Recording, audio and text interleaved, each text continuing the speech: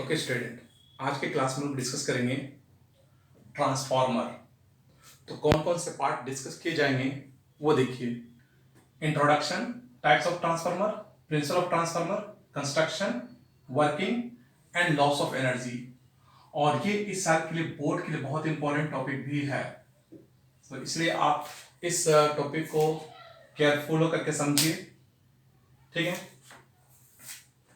Okay, now introduction देखिए बेटा, one by one समझते हैं।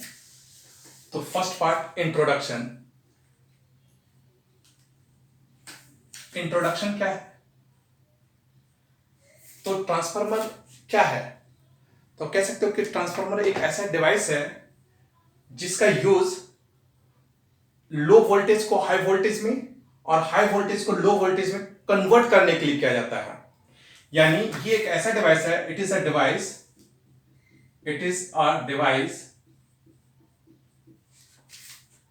which convert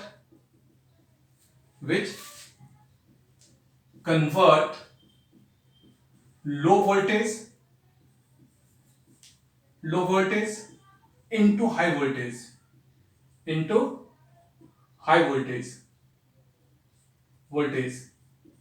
and high to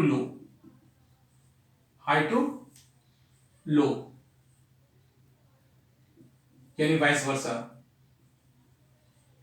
high to low voltage. So ये introduction है कि ट्रांसफार्मर क्या है। तो ट्रांसफार्मर एक ऐसा डिवाइस है जिसका यूज हम लोग लो वोल्टेज से हाई वोल्टेज और हाई वोल्टेज से लो वोल्टेज में करते हैं, जहां जहां इसकी जैसी यूज होगी। जैसे जनरली हम लोग जितने प्रोजेक्ट बनाते हैं 11th और 12th लेवल पर या 10th लेवल पर या लैब में जो ट्रांसफार्मर यूज होता है वो लो वोल्टेज वाले, यानी वहां पर ट्रांसफार्मर क्या करता है, हाई वोल्टेज को लो वोल्टेज में कन्वर्ट करती है। और बहुत सारे ऐसे एरियाज हैं जहां पर लो वोल्टेज को हाई वोल्टेज में कन्वर्ट किया जाता है। जैसे हमारे एरिया में जो ट्रांसफार्मर लगे हुए हैं, है ना, तो जो ट्रांसफार्मर किसी फैक्ट्री में लगे हुए रहते हैं वो बेसिकली लो वोल्टेज को हाई वोल्टेज में कन्वर्ट करते हैं। इसीलिए ट्रांसफार्मर को दो पार्ट में डिवाइड कर लिया जाता है। तो टाइप्स ऑफ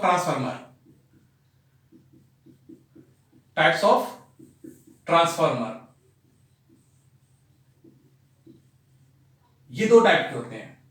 एक होता है स्टेप अप, है ना, step up transformer. Step up transformer में क्या होता है बेटा, ये होता है लो वोल्टेज का कन्वर्जन, लो वोल्टेज इनटू हाई वोल्टेज, ठीक है। लो वोल्टेज को हाई वोल्टेज में कन्वर्ट किया जाता है, किसमें, स्टेप अप ट्रांसफार्मर में, लो इनटू हाई वोल्टेज। और दूसरा होता है स्टेप डाउन ट्रांसफार्मर। ये होता है high voltage into low voltage, ठीक है। लो वोल्टेज, हाई वोल्टेज को लो वोल्टेज में कन्वर्ट करने के लिए किया जाता है। जैसे मैंने कहा कि ये लैब में किसी हम लोग प्रैक्टिकल या कोई लैब प्रोजेक्ट बनाते हैं, वहां ये होता है हमारे लोकल एरियाज में, चाहे फैक्ट्री में चाहे किसी कंपनी में, तो वहां पर हम लोग स्टेप अप ट्रांसफार्मर यूज करते हैं। तो दो टाइप के ट्रांसफार्मर होते हैं। Introduction, types of transformer. अब हम लोग बात करेंगे principle of transformer. Principle of transformer,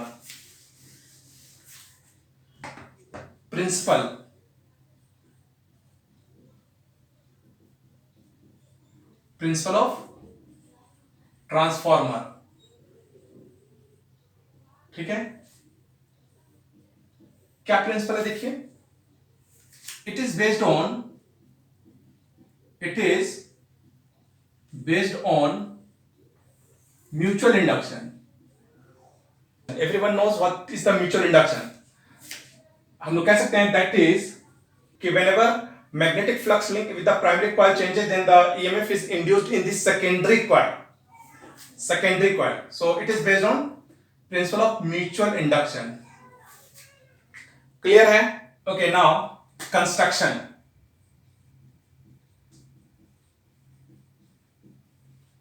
construction of transformer. देखिए कंस्ट्रक्शन में क्या है, ध्यान से समझना बेटा। कंस्ट्रक्शन में क्या है कि दो कॉपर वायर होते हैं, P1 P2 और S1 and S2। There are two copper wire which are insulating. देखो बेटा, इंसुलेटिंग का मतलब समझना है। इंसुलेटिंग का मतलब होता है कि अगर वो दोनों एक दूसरे के कांटेक्ट में आए तो दोनों से करंट का फ्लो ना हो, यानी आपस में ही करंट का फ्लो ना हो जाए, यानी ऐसे करंट का फ्लो ना हो, स्पार्क ना हो बेसिकली। तो इसके लिए क्या किया जाता है कि जो कॉपर की वायर बनती है उसके ऊपर कोटिंग कर दी जाती है, इंसुलेटिंग मटेरियल की कोटिंग होती है, जिससे कि करंट आपस में नहीं फ्लो होते हैं। इट्स अ कंडक्टिंग, बट एक दूसरे के कांटेक्ट में क्योंकि होते, वाइंडिंग की होती है वायर की, इसलिए एक दूसरे के कांटेक्ट टच में रहते हैं, लेकिन टच के कारण स्पार्किंग नहीं होती है। क्यों? Because they are insulating material. तो वो इंसुलेटिंग मटेरियल से कोट किए हुए रहते हैं। तो यहां पर दो कॉइल होती है, एक P1 P2 जिसको हम लोग प्राइमरी कॉइल कहते हैं, और दूसरा S1 S2 जिसको हम लोग सेकेंडरी कॉइल कहते हैं। और ये इंसुलेटिंग कॉपर वायर की बनी होती है, और ये कॉपर वायर इस सॉफ्ट आयरन कोर पर रोल किए जाते हैं। ठीक है, फिर से समझिए मैंने क्या कहा कि it consist of two copper wire P1 P2 primary and S1 S2 secondary. Both are insulating and rolled over the soft iron core. ये जो सॉफ्ट आयरन कोर है इसके ऊपर रोल कर दी जाती है। ठीक है, इसमें जो P1 P2 है इसको हम लोग कहेंगे प्राइमरी, जो कि इनपुट से कनेक्टेड होती है, और ये जो S1 S2 होती है इसको कहते हैं सेकेंडरी, जो कि हमारा आउटपुट से कनेक्टेड होता है, यानी यहां से हम आउटपुट लेते हैं। ये इनपुट है और ये आउटपुट है। ओके, तो ये हमारे इसका कंस्ट्रक्शन पार्ट है। ठीक है, लिख लेते हैं हम लोग। It consist of two long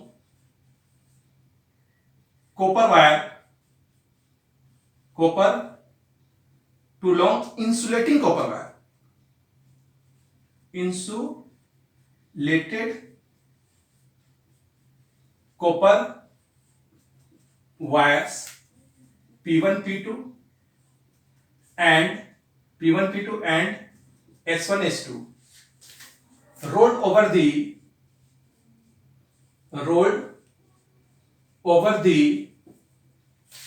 soft laminated क्यों होता है इसको हम लोग बाद में डिस्कस करेंगे। लेमिनेटेड आयरन कोर, ये ऑलरेडी एडी करेंट में बताया जा चुका है, यानी कहीं ना कहीं हम लोग इसको लिंक करेंगे एडी वाले पार्ट से। Soft laminated iron core P1 P2 is called primary coil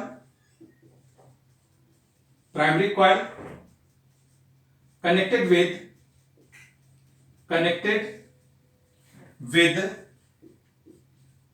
AC input and S1 S2 is called secondary coil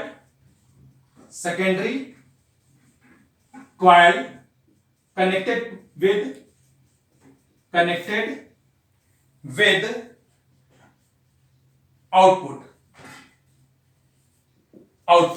with output. So this is the construction part. दो कॉइल होते हैं copper के, एक primary और एक secondary. Primary input से connected होता है और सेकेंडरी आउटपुट से होता है। दोनों इंसुलेटिंग होते हैं जिससे कि टच करने पर स्पार्किंग नहीं होती है। So this is the construction part of the transformer. अब हम लोग बात करेंगे इसके वर्किंग, तो वर्किंग ऑफ ट्रांसफार्मर। नाउ अब हम लोग देखते हैं इसका वर्किंग थ्योरी।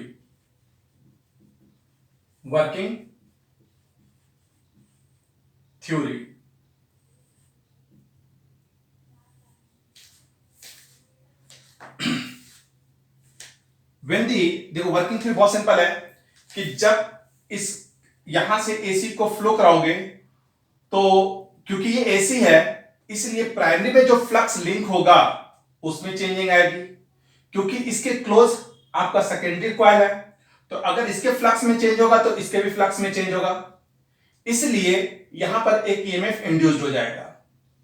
क्लियर?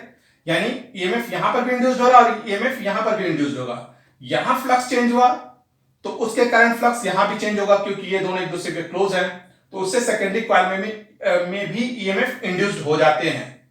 तो वर्किंग में हम लोग क्या लिखेंगे,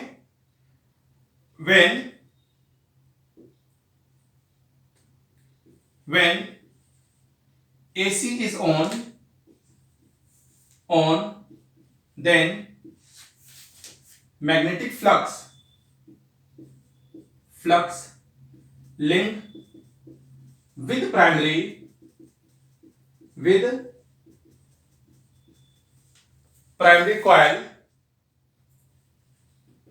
coil changes due to mutual induction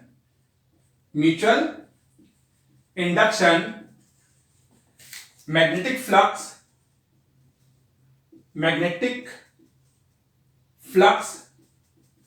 linked with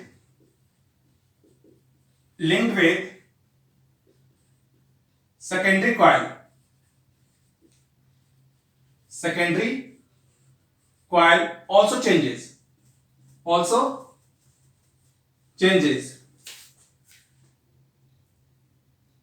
due to this EMF is induced in the secondary coil, ठीक है। तो अगर यहां पर फ्लक्स चेंज हुआ तो फ्लक्स यहां पर भी चेंज होगा, इसलिए इसमें भी ईएमएफ इंड्यूस्ड होगा और इसमें भी ईएमएफ इंड्यूस्ड होगा। ये हो रहा है ड्यू टू म्यूचुअल इंडक्शन, ठीक है। तो ये थोड़ा सा वर्किंग पार्ट है। अब देखिए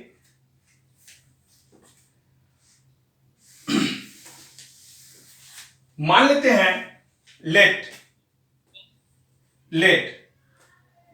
N1 या NP कॉमा NS ये हुआ number of turns, total number of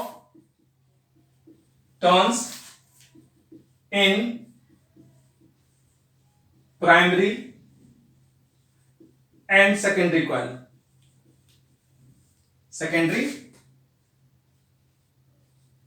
coils. Okay, this is the N1 and NP and NS, number of turns in primary and secondary coil. And phi क्या है, magnetic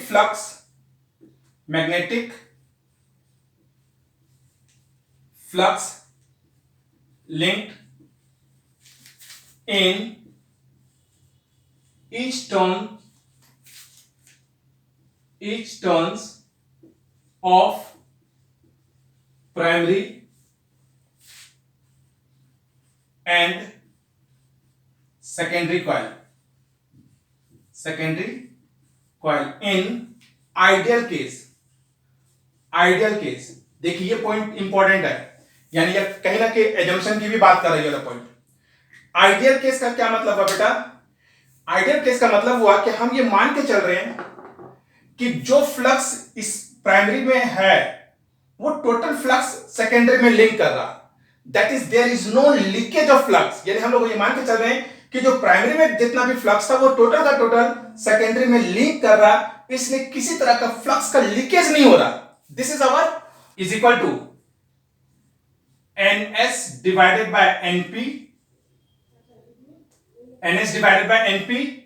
is equal to IP divided by IS is equal to K। ये मान लो equation number 7, इसे मान लीजिए equation number 7। Now अब देखते हैं टाइप्स ऑफ ट्रांसफार्मर का कंडीशन क्या बनेगा। तो 4 स्टेप अप ट्रांसफार्मर, पहला है 4 स्टेप अप ट्रांसफार्मर। अगर हम स्टेप अप ट्रांसफार्मर की बात करें तो स्टेप अप का मतलब है कि low voltage into high voltage, यानी हम सेकेंडरी में पोटेंशियल ज्यादा चाहते हैं as compare to the primary. तो इट मींस अगर स्टेप अप ट्रांसफार्मर है तो ES की वैल्यू ग्रेटर होगी ईपी से, ईएस की वैल्यू ईपी से ग्रेटर होगी। तो अगर ईएस की वैल्यू ईपी से ग्रेटर है तो इसका मतलब क्या हुआ कि देखिए ईएस बाय ईपी दोनों तरफ ईपी से डिवाइड कर दो, यहां पर भी और यहां पर भी, तो ये ग्रेटर देन 1 हो जाएगा। और अगर ग्रेटर देन 1 हुआ इसका मतलब है कि ES by EP is greater than 1, तो NS by NP is also भी ग्रेटर देन 1, क्योंकि ये इसके इक्वल होता है। और ये सारी बात हो रही है आइडियल केस में, ध्यान रखना ये सारी बात आइडियल केस की हो रही है, नॉन आइडियल केस की नहीं हो रही है। तो ES upon EP is greater than 1, और अगर ऐसा है इसका मतलब है कि NS is greater than NP, NS is greater than NP, यानी फॉर स्टेप अप ट्रांसफार्मर के लिए number of turns in the secondary coil should be greater than number of turns in the primary coil. यानी हमेशा अगर step up transformer बनाना है तो secondary में number of turns ज्यादा रखना होगा as compare to the primary. तो मुझे बताओ ये जो ट्रांसफार्मर मैंने ड्रॉ किया है वो कौन सा है, स्टेप अप है या स्टेप डाउन है? Yes, very good. So it is ये जो ट्रांसफार्मर है ये स्टेप अप है। क्यों? क्योंकि हम लोग क्या देख रहे हैं कि इसमें मैंने सेकेंडरी टर्न्स, सॉरी जो आउटपुट था, ये जो सेकेंडरी कॉइल था उसमें नंबर ऑफ टर्न्स ज्यादा थे as compare to the primary. तो इसलिए ये जो ट्रांसफार्मर है वो स्टेप अप ट्रांसफार्मर है। तो स्टेप अप ट्रांसफार्मर में number of turns in the secondary should be greater than number of turns in primary. और क्या होगा? अच्छा, ऑल्सो एनएस बाय एनपी को तो हम लोग के भी लिखते हैं। ऑल्सो आप ये कह सकते हो ऑल्सो एनएस बाय एनपी, ये क्या होता है? के की इक्वल होता है। तो क्या कह सकते हैं कि के की वैल्यू ग्रेटर देन 1 हो जाएगी। एंड एक और पॉइंट, यानी इसको भी अंडरलाइन रखिए कि स्टेप अप ट्रांसफार्मर में जो ट्रांसफॉर्मेशन रेशियो होता है उसकी वैल्यू ग्रेटर देन 1 होती है। एंड ऑल्सो ये भी ध्यान में रखो, एंड ऑल्सो आप ये भी जानते हो कि आईपी, ध्यान समझो, IP upon IS, not IS upon IP नहीं, it's a, and also IP upon IS should be greater than 1। तो ऐसे सिचुएशन में ये हो जाएगा आईपी ग्रेटर देन आईएस, उल्टा है रिलेशन, देखिए ध्यान से, यानी पोटेंशियल तो सेकेंडरी का ज्यादा होगा और प्राइमरी का कम होगा। किस केस में? स्टेप अप के केस में। लेकिन जब बात करेंगे करंट की, तो ऐसे सिचुएशन में करंट की वैल्यू प्राइमरी में ज्यादा होगा और सेकेंडरी में कम हो जाएगा। बोलो सर ये कैसे हो गया? जब यहां पर ईएमएफ कम है, यहां ईएमएफ ज्यादा है, तो करंट की वैल्यू कैसे कम हो गई? तो बेटा एक चीज समझो, एनर्जी का फॉर्मूला क्या है? V इंटू आई कह रहे हो आप, ये एनर्जी है V इंटू आई। अब हमने कहा कि आइडियल केस में जो एनर्जी इसके पास है वही एनर्जी इसके पास आएगी। तो अगर एनर्जी कांस्टेंट है, तो अगर आपका ये जो आउटपुट का पोटेंशियल है वो बढ़ जा रहा है, तो ऑब्वियस है करंट की वैल्यू कम हो जाएगी।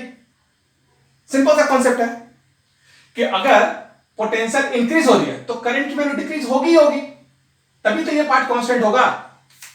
इसलिए ध्यान रखना कि अगर स्टेप अप ट्रांसफार्मर है तो सेकेंडरी में अगर ईएमएफ की वैल्यू बढ़ती है तो करंट की वैल्यू कम हो जाती है, और अगर प्राइमरी में ईएमएफ की वैल्यू कम होगी तो करंट की वैल्यू इसमें ज्यादा होगी, जिससे कि हमारा law of conservation of energy की वायलेशन ना हो। ये पॉइंट माइंड में रखेंगे। तो ये था हमारा स्टेप अप का केस कि ES is greater than EP, NS is greater than NP, K is greater than 1 और IP is greater than IS. ये स्टेप अप हुआ। और स्टेप डाउन देखिए, step down for step down transformer, step down transformer, ठीक है। Step down transformer में क्या होगा बेटा कि ES should be less than EP, ठीक है। इसमें उल्टा रिलेशन होगा, ईएस की वैल्यू कम होनी चाहिए ईपी से, यानी ईएस डिवाइडेड बाय ईपी, यानी ईपी से दोनों साइड डिवाइड करो तो should be less than 1। ES upon EP यानी एनएस, और देखिए ध्यान से NS by NP NS by NP should be less than 1 और NS should be less than NP। यानी अगर आपको स्टेप डाउन ट्रांसफार्मर बनाना है तो प्राइमरी में टर्न्स ज्यादा रखना होगा और सेकेंडरी में टर्न्स कम रखना होगा। ठीक है, ये हो गया पॉइंट नंबर 1। और आप देख रहे हो कि K होता है NS by NP, तो ट्रांसफार्मर रेशियो की वैल्यू लेस देन 1 होनी चाहिए। ये भी एक बहुत इंपॉर्टेंट पॉइंट हो गया। ये हो गया पॉइंट नंबर 2। और क्या है भाई, और हम लोग जान रहे कि IS IP अपॉन IS ये भी लेस देन 1 होना चाहिए, तो यानी IP should be less then IS। ठीक है, यानी ऐसे सिचुएशन में क्या होगा कि सेकेंडरी में करंट वैल्यू बढ़ जाएगी और प्राइमरी में करंट की वैल्यू कम हो जाएगी। तो ये है आइडियल केस ऑफ ट्रांसफार्मर।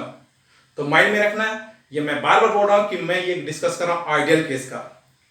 अगर नॉन आइडियल केस होगा तो आपको पता है कि नॉन आइडियल का मतलब ये हुआ कि जितना हम प्राइमरी को देंगे उतना सेकेंडरी को नहीं मिलेगा।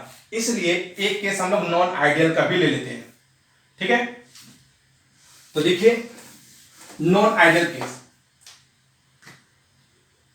Non ideal case. अगर नॉन आइडियल केस हुआ तो ऐसे सिचुएशन में ध्यान से समझिए, ऐसे सिचुएशन में एफिशिएंसी का फॉर्मूला आ जाएगा, एफिशिएंसी। ठीक है, जिसको हम लोग ईटा से डिनोट करते हैं। क्लास 11th में याद होगा एफिशिएंसी हम लोगों ने यूज किया हुआ है। तो eta is equal to output power divided by input power into में 100%। यानी आप कह सकते हो आउटपुट पावर का मतलब ES into IS divided by input power का मतलब है EP इंटू IP इंटू में 100%। तो ये हुआ एफिशिएंसी। यानी नॉन आइडियल का केस हुआ तो ऑब्वियस से बात है कि हम बात करेंगे एफिशिएंसी। क्यों? क्योंकि ऐसे सिचुएशन में जो एनर्जी प्राइमरी के पास है वो टोटल एनर्जी सेकेंडरी के पास लिंक नहीं होगा, वो हमेशा कम हो जाएगा। क्यों कम होगा वो सारे पॉइंट हम लोग डिस्कस करेंगे loss of energy in transformer. Okay, तो अब हम लोग डिस्कस करेंगे next topic is loss of energy in transformer. So student, अब हम लोग देखते हैं loss of energy in transformer. तो देखिए जो एनर्जी लॉस होती है ट्रांसफार्मर में वो कितने टाइप के हैं। तो फर्स्ट है कॉपर लॉस। कॉपर लॉस का मतलब क्या है कि आप जानते हो कि कॉपर है तो कॉपर की एक रेजिस्टेंस भी होती है, और हमने चैप्टर नंबर 3 में डिस्कस किया था हीटिंग इफेक्ट ऑफ करंट, जिसमें हमने एक रिजल्ट निकाला था H is directly proportional to R। तो इसका मतलब ये हुआ कि कॉपर की एक रेजिस्टेंस होती है, उस रेजिस्टेंस के कारण हीट डेवलप होती है और इसी हीट के फॉर्म में कुछ एनर्जी लॉस हो जाती है। अब हम लोग चाहते हैं कि इस लॉस ऑफ एनर्जी को मिनिमाइज किया जाए, तो कैसे मिनिमाइज करेंगे। So this energy can be minimise by using thick copper wire.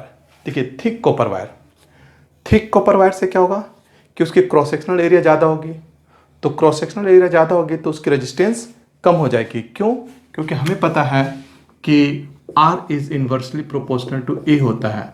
तो थिक कॉपर वायर के कारण रेजिस्टेंस की वैल्यू कम होगी, और अगर रेजिस्टेंस कम होगी तो हीट जो डेवलप होगी वो भी कम होगी।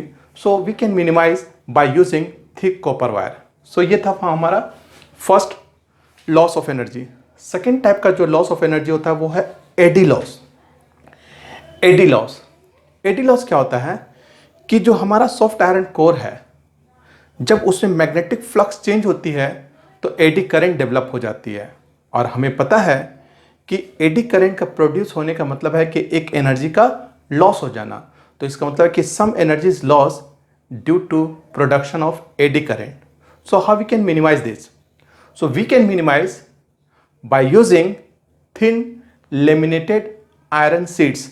यानी जो हम लोग आयरन का बल्क मेटल शीट होता है उसको हम लोग शीट्स के फॉर्म में डिवाइड कर लेते हैं और उसे लेमिनेट करते हैं, जिससे कि एडी करंट की जो प्रोडक्शन है वो मिनिमाइज हो जाती है। So this can be minimise by using thin laminated iron core. Third type of loss है लीकेज ऑफ फ्लक्स। देखिए student, it's a very important कि जब आपकी जो फ्लक्स है वो प्राइमरी से सेकेंडरी में जब लिंक होती है तो प्राइमरी का टोटल मैग्नेटिक फ्लक्स सेकेंडरी में लिंक नहीं होती है। There are some flux leakage मतलब क्योंकि मैग्नेटिक फील्ड लाइंस डाइवर्ज होती है तो कुछ फ्लक्स लीक कर जाते हैं। This is known as leakage of flux, और इसी लीकेज ऑफ फ्लक्स के कारण कुछ एनर्जी लॉस होती है। तो this is a energy loss by leakage of flux. तो हाउ वी कैन मिनिमाइज? तो हम इसको मिनिमाइज करेंगे जब प्राइमरी और सेकेंडरी एक दूसरे के बहुत ही क्लोज हो। This loss of energy can be minimise by close binding of primary and secondary. अगर प्राइमरी और सेकेंडरी को बहुत ही क्लोज बाइंड कर दें तो उससे हम लीकेज ऑफ फ्लक्स को रोक सकते हैं, मिनिमाइज कर सकते हैं, जिससे हमारी एनर्जी लॉस भी कम होगी। And the fourth type which is known as hysteresis loss. Hysteresis loss, देखिए हिस्टेरिसिस लॉस क्या होता है कि जो सॉफ्ट आयरन कोर है उसमें जब एडी करंट डेवलप होगी तो वो सॉफ्ट आयरन कोर मैग्नेटाइज्ड और डीमैग्नेटाइज्ड, यानी मैग्नेटाइज्ड और डीमैग्नेटाइज्ड दोनों होंगे। तो मैग्नेटाइजेशन और डीमैग्नेटाइजेशन की ये जो प्रोसेस है this is known as hysteresis. जब भी किसी भी कॉइल, किसी भी एलिमेंट में जब हम कोई भी मैग्नेटिक एलिमेंट में जब करंट फ्लो होती है तो वो मैग्नेटाइज्ड हो जाता है। तो जब एडी करंट की प्रोडक्शन होती है तो उससे भी ये मैग्नेटाइज्ड और डीमैग्नेटाइज्ड होते हैं। तो this is known as hysteresis. तो इसका मतलब है कि कुछ energy in the form of hysteresis भी लॉस होते हैं। अब इसे कैसे मिनिमाइज करेंगे? तो इसको मिनिमाइज करने का तरीका यह है कि हम एक ऐसे मटेरियल को सिलेक्ट करें, एक ऐसे मटेरियल को सिलेक्ट करें जिसका हिस्टेरिसिस लॉस कम होता हो। उसमें हमारा जो सॉफ्ट आयरन कोर होता है ये एक ऐसा ही मटेरियल है जिसका हिस्टेरिसिस लॉस कम होता है, हिस्टेरिसिस लूप कम होती है इन कंपेयर टू स्टील। हम इस स्टील भी यूज कर सकते थे लेकिन स्टील की जो हिस्टेरिसिस लॉस होती है वो ज्यादा होती है as compare to the iron. So ये था हिस्टेरिसिस लॉ। तो इस तरह के कुछ एनर्जी लॉस हैं जो ट्रांसफार्मर में होते हैं। और ट्रांसफार्मर की यूज़ तो हमें पता है कि हम लोग डिफरेंट म्यूजिकल इंस्ट्रूमेंट, टीवी, वहाँ पर हम लोग ट्रांसफार्मर, लैब में हम लोग ट्रांसफार्मर को यूज़ करते हैं। लोकल एरिया में हमारा ट्रांसफार्मर होता है जो लो को हाई में कन्वर्ट करता है। तो they are various type of, बहुत ऐसे जगह होते हैं जहाँ पर हमें ट्रांसफार्मर की ज़रूरत होती है जो लो को हाई और हाई को लो वोल्टेज में कन्वर्ट करे। तो उसे हम अपने रिक्वायरमेंट के अकॉर्डिंग यूज़ करते हैं। तो आई होप आपको ये ट्रांसफार्मर का लेक्चर समझ में आ गया होगा। तो अगर आपको ये लेक्चर समझ में आते हैं तो प्लीज़ मेरे इस लेक्चर को लाइक एंड शेयर करें और मेरे चैनल को सब्सक्राइब करना ना भूलें, जिससे कि आपको लेटेस्ट वीडियो आसानी से आप तक पहुंच सके। तो मिलते हैं नेक्स्ट क्लास में नेक्स्ट लेक्चर के साथ। Thank you.